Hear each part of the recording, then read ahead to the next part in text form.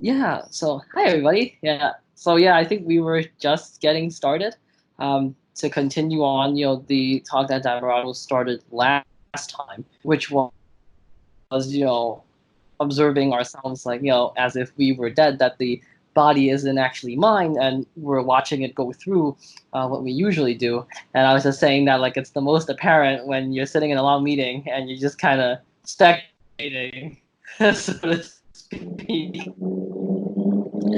Yes, Yeah. in that kind of case, it's actually a fairly good idea to look at the faces of the other people in there Mhm.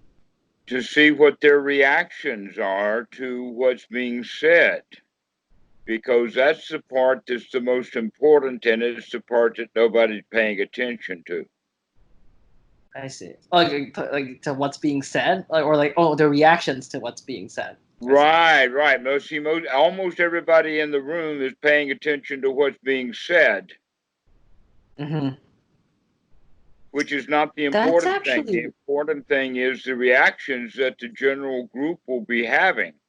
Oh yes. I mean, I can definitely tell you my reactions because like sometimes I pay attention to like what happens when say like, I get if not my like for example like it's the easiest thing like production issue right then it's your code you wrote this so oops and so I can hear I can actually feel my face like flush and the whoops like or when for us you check in code and then somebody says okay well why did you write that even something like that will cause you like it'll cause me like flush because then you're on the spot and you have to explain or defend your decision.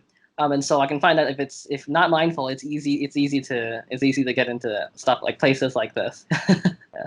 Yes, I just thought of an old story about converting a database from uh, Microsoft Access into Oracle, and I made a mistake, but let's not cover that. Let's go back to the point that we were making because we got started in the dentist chair. Right. And that's a fairly intense situation. First off, because the pain is, let us say, it's noticed, or these strong Hmm. sensations are noticed, and we Mm. immediately identify with those sensations. Is this is me that's hurting, Right. rather than it's just a tooth that's hurting, Hmm. and that it's not a catastrophe, that in fact this is a dentist. She knows what she's doing. You trusted her before you sat down, so Right. trust her now. This is her tooth. Right. Right. All right. And And also and so this. therefore it's no Oh yeah. longer me that is the tooth. Oh, I see. So you give it away. You let go of the tooth I see. and you rise Right. So above it. I see. So that's, I mean, yeah, so that's how we, I guess, observe. Kind of, I mean, surrender, right? Like we just surrender the tooth to the dentist, right? I see. That's a good way of uh, thinking about it. But another way of looking at it is that when something is let go of, like Hmm. I've got something in the hand and I let go of it, I'm surrendering it to gravity Mm-hmm. Mm-hmm. because it's going to fall. Okay, Mm-hmm. I've lost it, or I've intentionally let go of it, Mm-hmm. and that we need to practice this Mm-hmm. and remember it as often as we want to not be attached to things. And eventually, this is one's freedom, Mm-hmm. is to Mm-hmm. be willing to let go of whatever it is Mm-hmm. that's happening. I see. And there's um, it's Huh. kind of hard to talk about. Okay, like in that meeting, Mm-hmm. you can be um, a member of the meeting, And you can be in the meeting by being a member of the meeting. But then you can withdraw from the meeting and see what your feelings are, and then withdraw again from them so that now you can fully meet the meeting. Oh, so like what you said before, And so observe. we become immersed in the environment that we're in as because we're absolutely part of it. I see. As opposed to me that has joined into a meeting, giving I up that see. I sense see. of self there. And Uh-huh. so basically then by doing that, we can now begin to see that this is actually a sea of self. That's what this meeting is. So that's what I was meaning by beginning to watch the other people's reactions to what's happening in the meeting. Gotcha. I see. Can you give Because me this is going to be one's right view. Can I do what? can you give me 2 minutes? I just need to help the Zen master with something really quick. He just knocked on my door. I'll be back in 2 minutes. Okay. And now we'll start again with Gotcha. the being in the meeting. Okay. Gotcha. Sure. And that what it's a very subtle kind of distinction. And part of the way of the distinction is that it's more like instead of being part of the meeting, you become part of the furniture. Oh, okay. All right. Okay. All right. And so this fits in there with the tooth that the dentist is drilling on, because in some ways it's the same thing. Just one is a little more intense than the other. Oh, one is more intense than the other. Intense. And the sense that most people have of the self being in the room with the body and as a participant, you can call it self-consciousness sometimes, or other things like this. But what happens then is that people begin to pay attention to their own thoughts and what they're feeling and whatnot like that, or they get absorbed into the information. But right. But it's always from a point of view of, let's have that word, showing off, Right. or being on display. I Is see. that this meeting is different because I'm in here, and everyone has that sense, especially the guy who's giving the talk. It's a sense of I am, and giving that lecture or giving the talk. So that's what we mean by the tooth. I am the tooth. Which means, and in that case, with the intense sensations that are there of having the drilling done without anesthetic, the I am the tooth is what makes it painful. But when you are not the tooth, when you're an observer, that you're part of the furniture, literally become the furniture of the couch that the dentist has you sitting on. Or in another way of looking at it is become dead to that me that is the tooth. Now, you probably heard me talk oftentimes about Shakespeare's line about all the world's a stage and everyone's a player. Right. Okay. All right. This is what we mean by getting off the stage and go sit in the audience, become an observer, an intense witness, or noting what's going on. But when we say noting, that's a very poor translation of what Mahasi was really talking about. He was talking about investigation, to really look at what's going on, but doing it from a distance or an observer rather than the feeling that it's me who was in the dentist chair. I see. And so we would think of it in the sense of like being an alien whose job it is to figure out humans. And so the alien becomes a human. He experiences all the pains and all the feelings that the human feels, but he knows he's not the human. And therefore, these sensations and pains and whatnot are not him. I see. Because like I have a question also. Like how so I guess like my next question is like this kind of process right now the we basically have two basically examples right of this. One is less intense than the other, right? The tooth is more intense than say chilling at a meeting, but I would say that even like from my own experience, even more intense pain than the tooth was eczema, right? Like constant itching, to the point where you wake up an hour or two, you go to bed, and then when you wake up, you can actually feel your skin wet, and that's how you know that you've actually scratched the skin open and it's bleeding. Or it's like to the point where all this you can't even move, and so once you move like this, your skin feels like it's burned because it holds like raw. So my curiosity, I'm curious, like in those extreme conditions, is it possible to observe like that?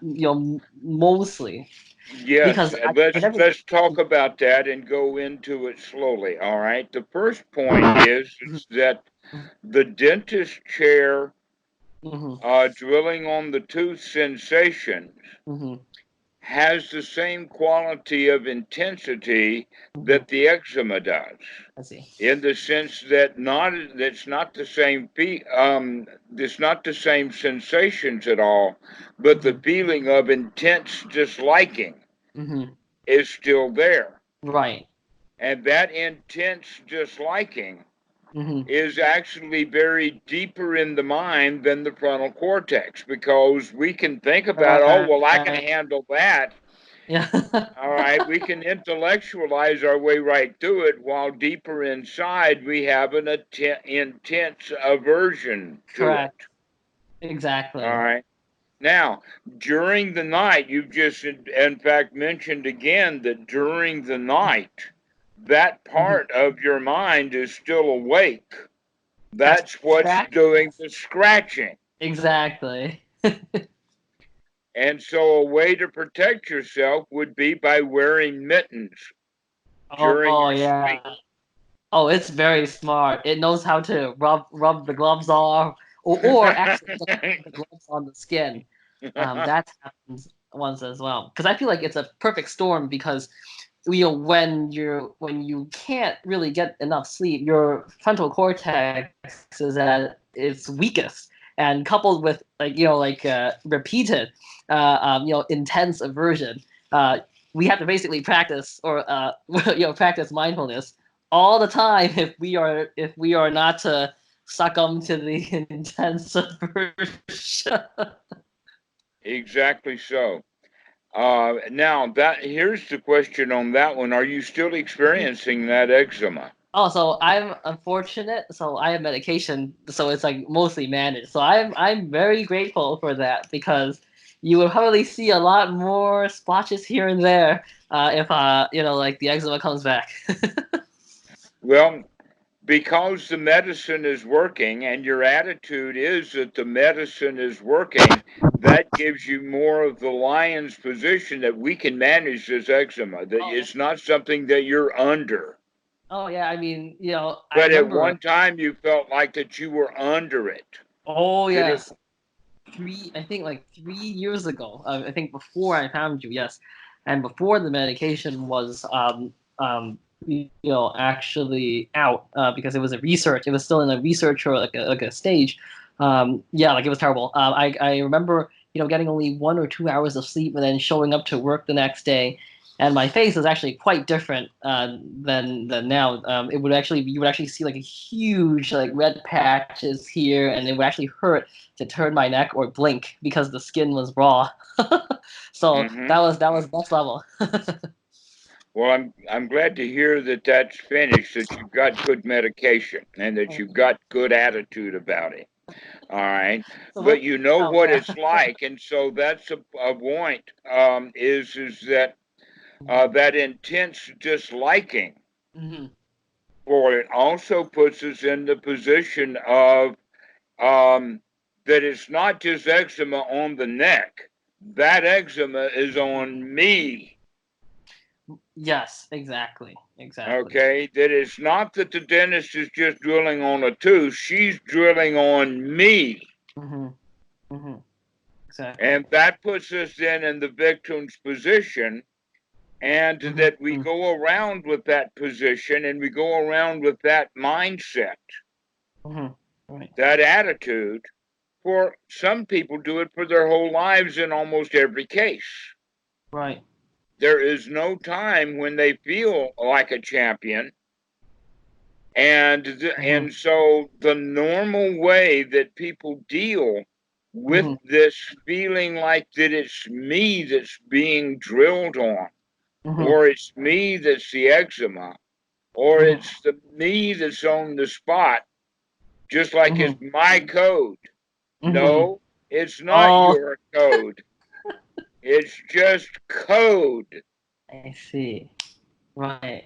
And that even if you wrote it a long time ago, that was a different you then. You could do a much better job now, and you know it.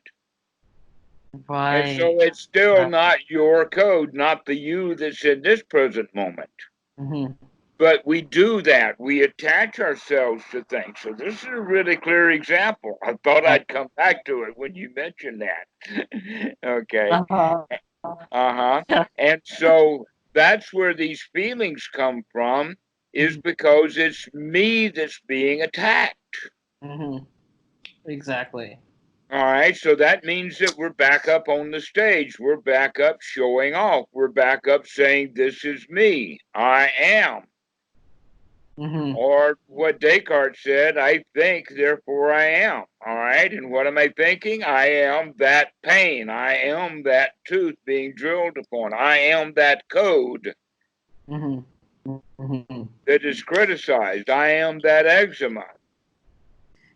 Yeah, because so now that we talk about this, I wonder if this is also an example as well.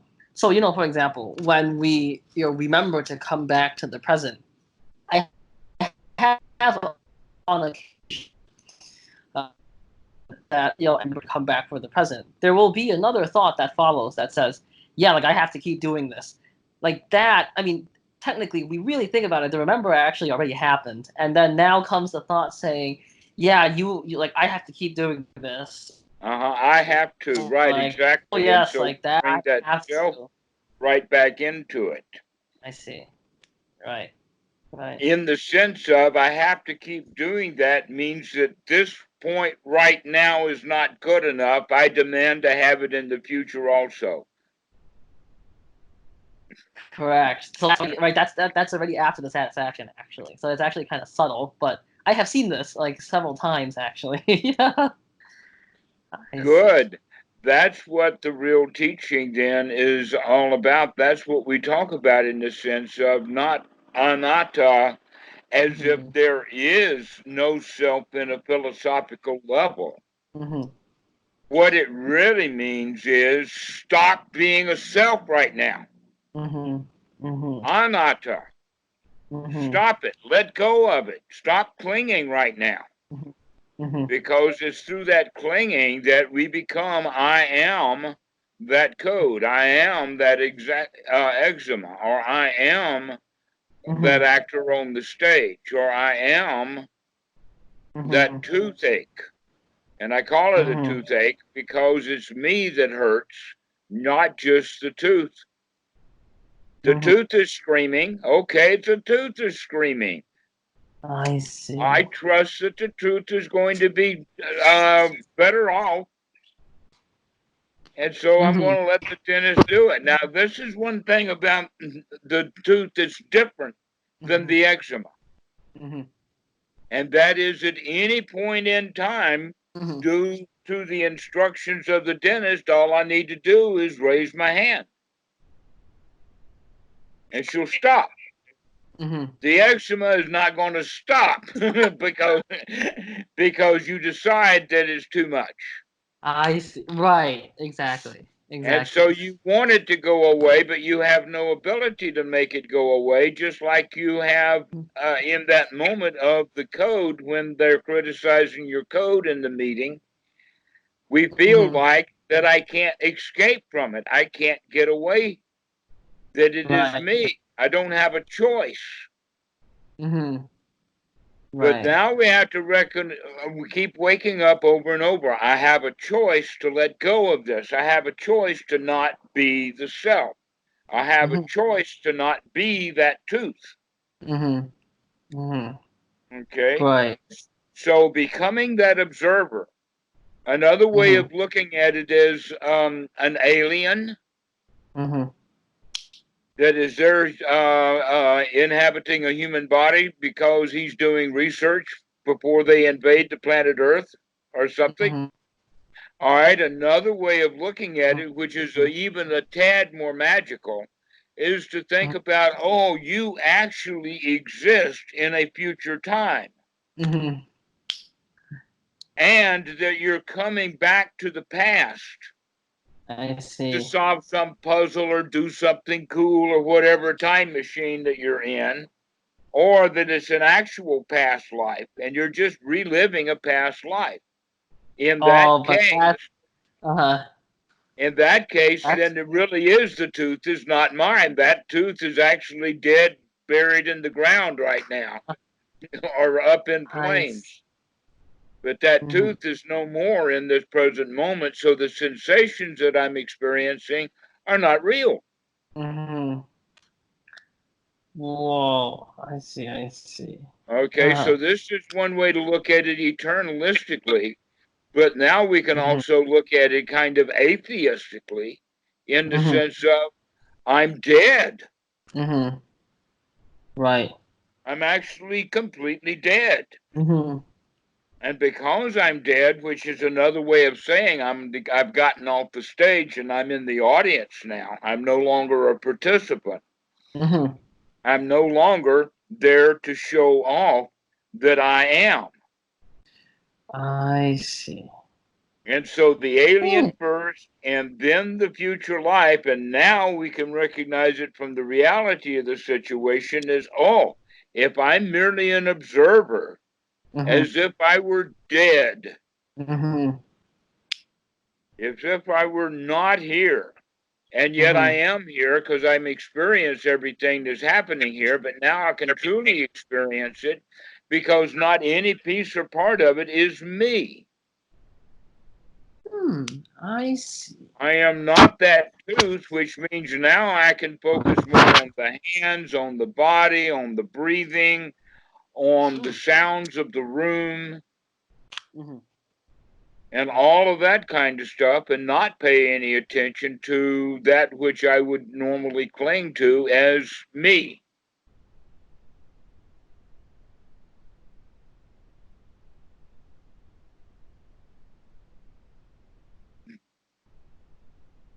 You froze. Yeah, I think I froze. I think it was like they said that there was a problem with the network, and it just kind of like froze for 10 seconds. So I Okay. heard the last bits, like the last bit I heard was like, yeah, like we were basically not the, like not those sensations. We can basically watch exactly. Right, that we can become more open to experience because we stop attaching to anything in particular. I see. So what about like subtle, like I guess like subtler spiritual like attachment. Like for example, right? So every time we we remember to come back, we might say something like, "Oh, I am like a lion," or like, "I can handle this." Isn't that also kind of subtly like kind of Those are reinforce? rungs. Those are rungs on the ladder. I'm telling you now that you're on the roof to kick Oh, that ladder off. oh yeah, because I was yeah, isn't that kind of like subtly we can get a sense of, yes, I am a powerful meditator, yep, I can like do this and I can all that. handle this. Right. In fact, I am so powerful a meditator, I can actually die happily and still watch what's going on. I see. All right. Now, basically what we're looking at is all of this stuff that we have that has to do with getting into it or getting involved. Like I am the tooth, or I am the code that they're criticizing, or I am the eczema. Any of that kind of stuff is coming out of the self-preservation instinct. I see. It's instinctual. And it has the quality of I am. Bhikkhu Buddhadasa pointed out that, in fact, in the book In the Prison of Life, where he talks about life itself is clinging. It's a prison. Right. And he's addressing this deep nature, this deep part of the self-preservation instinct. It's not actually being alive and having a body that is the prison. It's that I attach to this body. And so when someone, for instance, would call the body old, fat, bald, and ugly, it's still just the body that's old, fat, bald, and ugly. I'm not the body. I don't have qualities about hair and bald or fat and thin. I see. That I am not the body.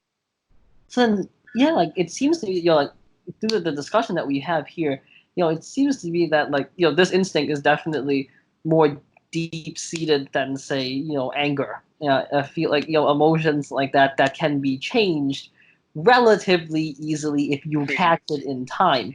Right. I'm not saying like I can do it perfectly. Maybe like 6 out of 10 times. Right. Right.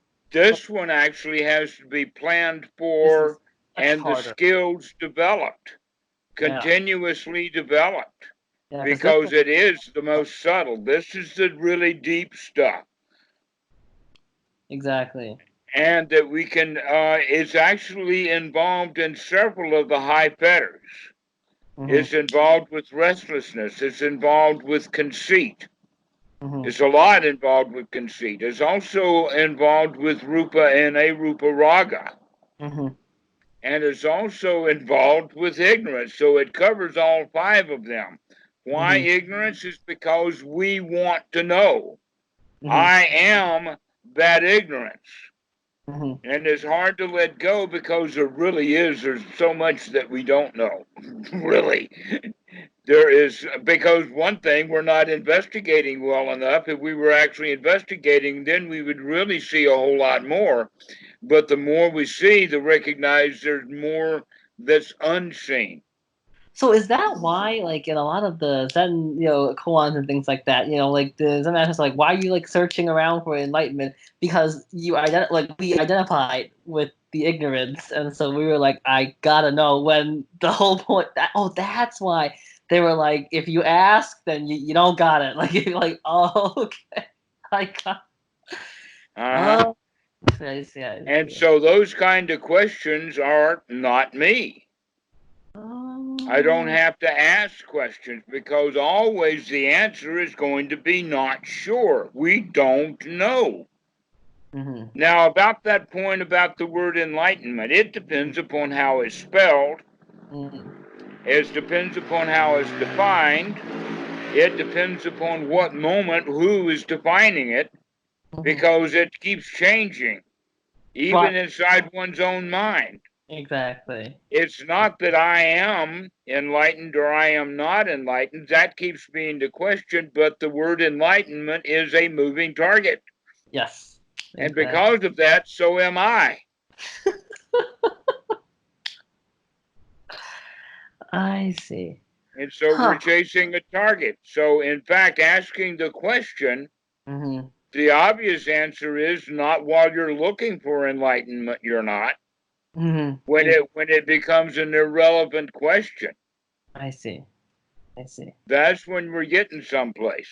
I see.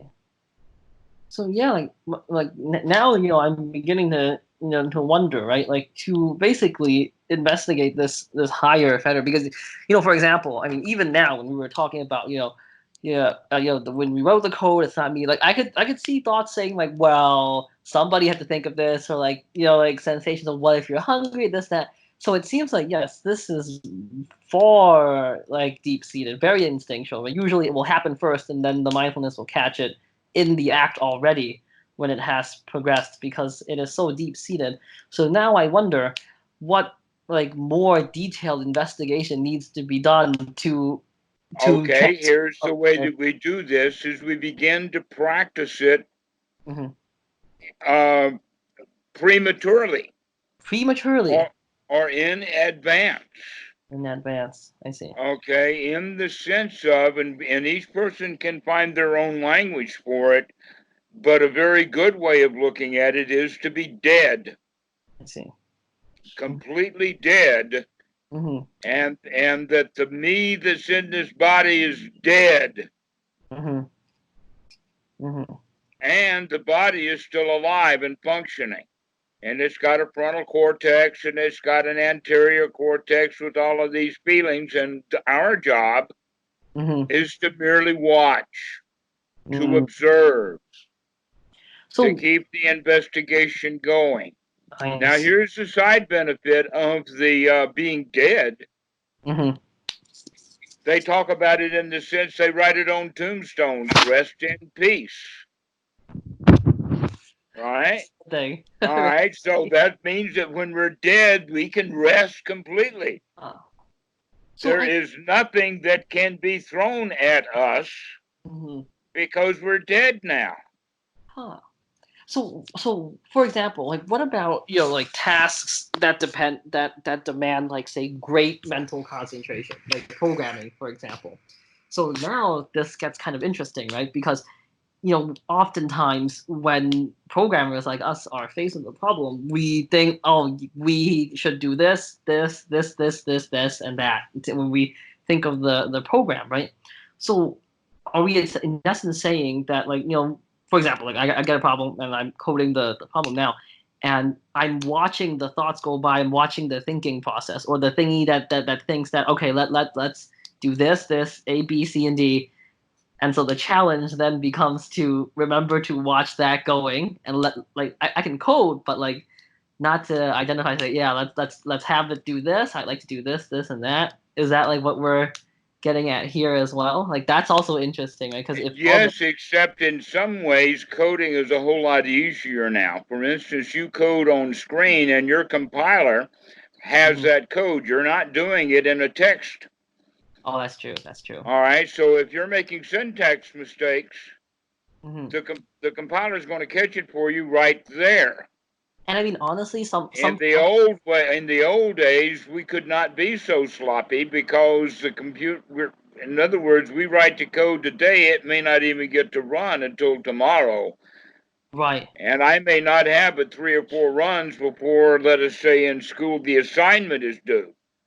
And I mean, But honestly, here you have the point that you can actually tear your algorithms down hmm so that you can test it at a more unitary level. right, right. And also some of the times, also the flip side is of course that it illustrates that sometimes you are not the one solving the problem, because sometimes you might really want to solve a problem but you don't know how to solve it, and then like 2 days later when you're sleeping on it or when you're showering it will come up magically. That's actually some proof that you're not actually the one solving the problem. So like that's Except that something is happening inside the human mind, subconscious. and that if somebody is worried over that piece of code and trying to figure it out, Hmm. it will be slow and they'll feel bad the whole time. I am this code. But if you kind of drop it, Hmm. then something happens sort of as the background processor, and then up pops the answer. That, I mean, every coder that I know of said, yeah, that happens all the time. Exactly. Exactly. Exactly. Hmm. It just pops up. And so, in that regard, we can also see that, well, the code is not me. Right. Exactly. The code is nothing, the coding process is nothing but a process. Hmm. And that part of that process has to do with a whole lot of testing and verification. Right. Exactly. All right. In fact, you could go so far to say is the testing and verification of software is the major expense, not the actual original writing of the code. Right. Exactly. All right. Now we're going towards the Dhamma. Mm-hmm. Why? Because it's the testing, it's the experimenting, it's the observation, Mm-hmm. not the creation. Right. Right. Okay, and the creation of it is then that I am the code or I am the tooth. Mm-hmm. Mm-hmm. And so that's the same thing as I'm writing the code. But later we have to get into a full-on testing phase. Mm-hmm. So this is what we're meaning now is to begin to put your whole life in test mode.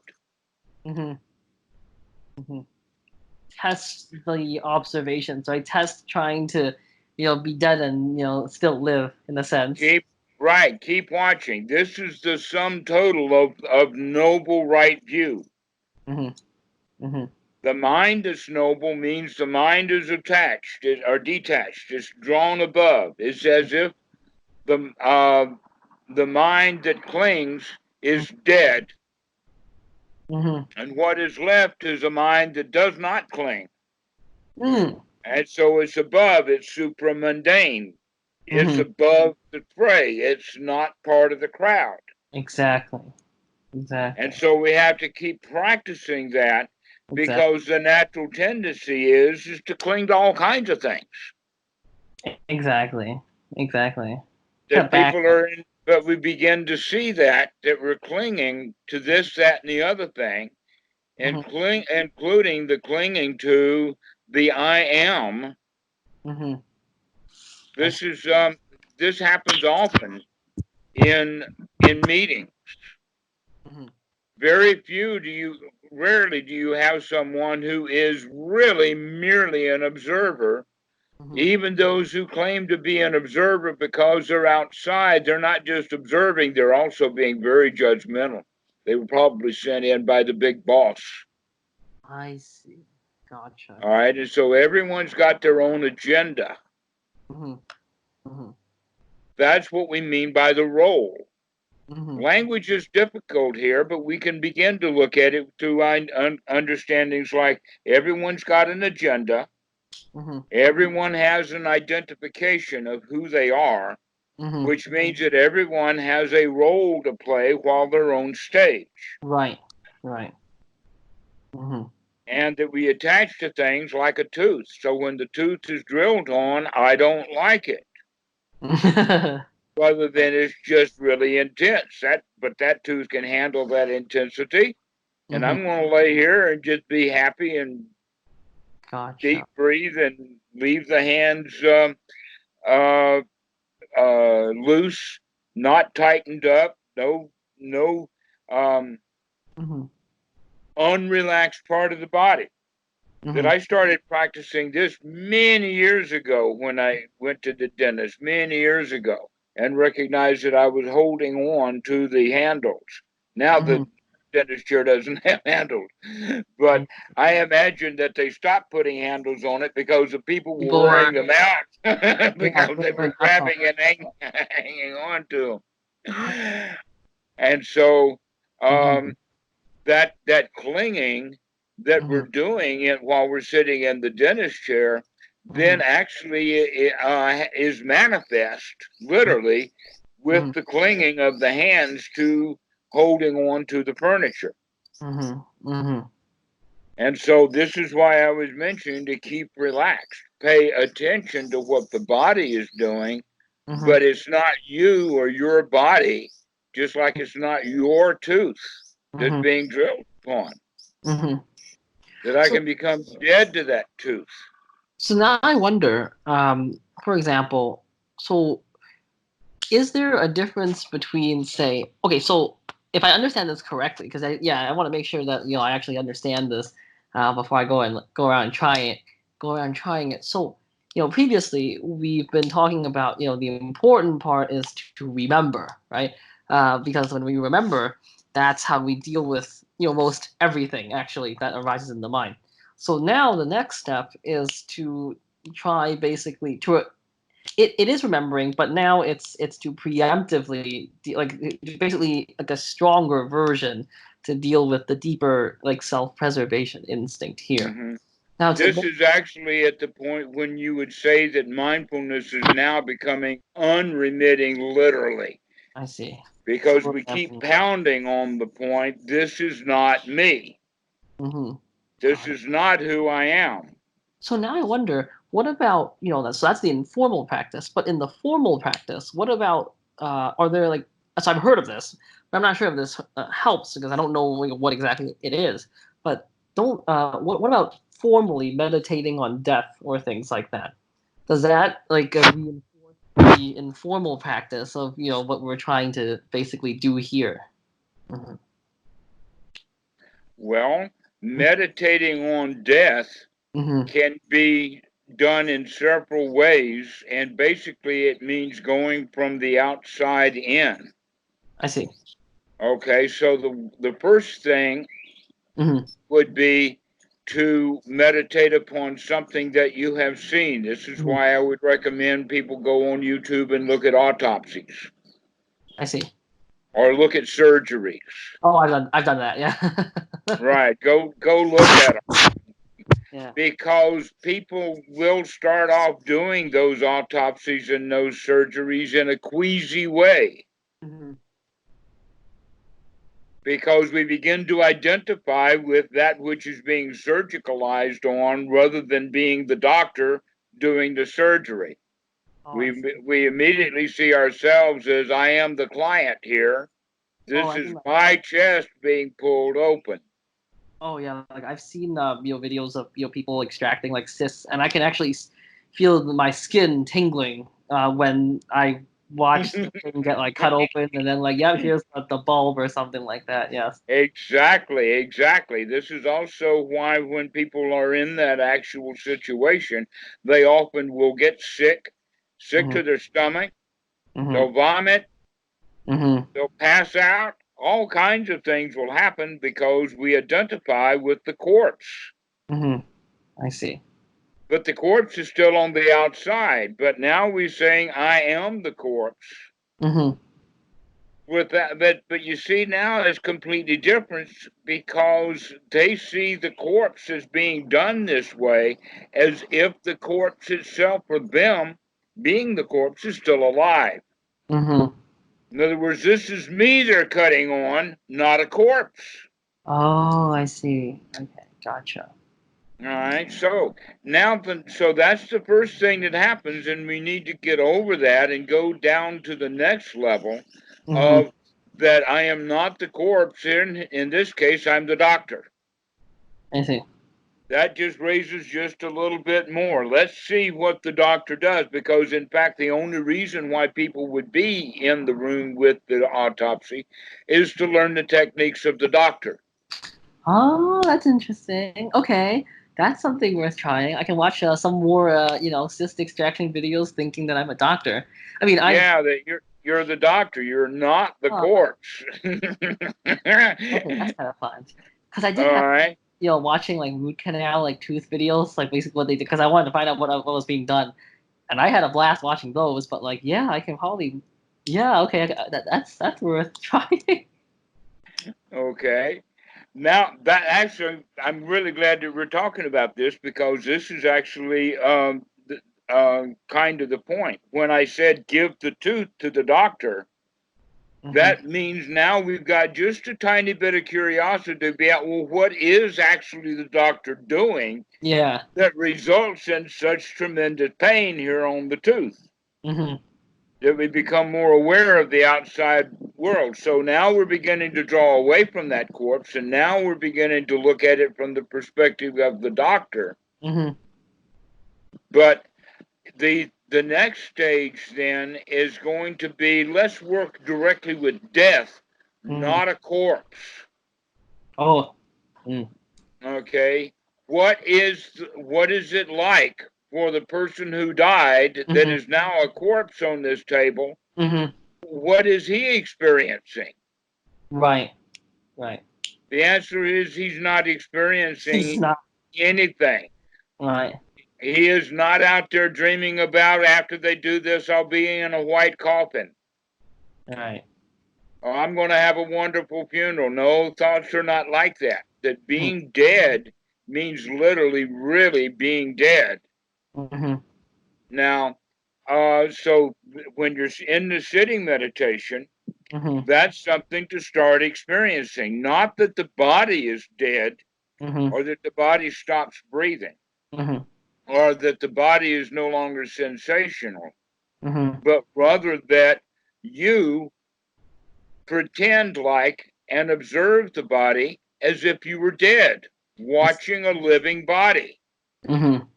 But there's no body home, Mm-hmm. in the sense there's no self in that body. It's just a functioning human body. Gotcha. Okay. Yeah, so let me And give the you're dead. So what is it like for me to be dead? mm-hmm. So Gotcha. now we start playing with death itself. Mm-hmm. What does it feel like to be dead?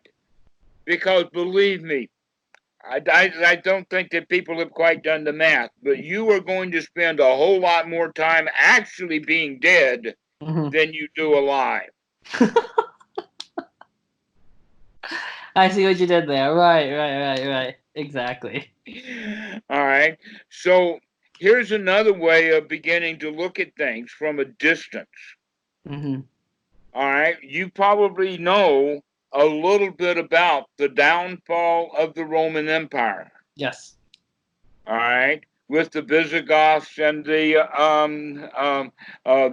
border where the Huns couldn't get across the river and they were starving and all kinds of stuff like that that was going on. But we look at it as if it were 1,500 years ago. And we understand that it was a long, long time ago. Right, And exactly. that and if we had been there, we would have a whole lot more detail, a whole lot more story to tell than we do now just by understanding history. Right. Okay. And it's the same So thing. another way now is to say, all right, let's look at Donald Trump as if we were looking at him 50 years or 100 years from now. Not the Donald Trump that is in office right now, but the Donald Trump who was in office way back in 2019 and Gotcha. 2020, which was 100 years ago. Gotcha. Okay. Kind of the way that we would look at Sigmund Freud. Mm-hmm. Gotcha. All right. In other words, we begin to get great distance Mm-hmm. that you're not the corpse, you're the doctor. Mm-hmm. Now Gotcha. you're not the doctor, you're death itself. You're dead. Mm-hmm. I see. All Gotcha. right. We're off stage. We're no longer part of the performance. Gotcha. We're here merely to observe. And Gotcha. this is such a difficult concept to gain hold of. Mm-hmm. And it's something that's basically for those advanced students. And so it's been a long time Gotcha. since I've started to talk about this. Mm-hmm. But yeah, Bhikkhu Buddhadasa recommended, why don't you just die right now and be dead? We'll all be happier if you're just dead, play I dead. see. Okay. So I gotta go now, but tomorrow I'm going to give this a try and then let's see how it rolls. Because yeah, I do get your point that it's subtle. It's definitely like a subtle thing. So I think I'm gonna need some time to play around with this. This is gonna be fun. Okay. Yes, Gotcha. I would love to hear about it. Okay, well, we'll see Okay. you later, Willy. Okay. Thank you. Bye. Yeah. Have a good one. Bye. Yeah.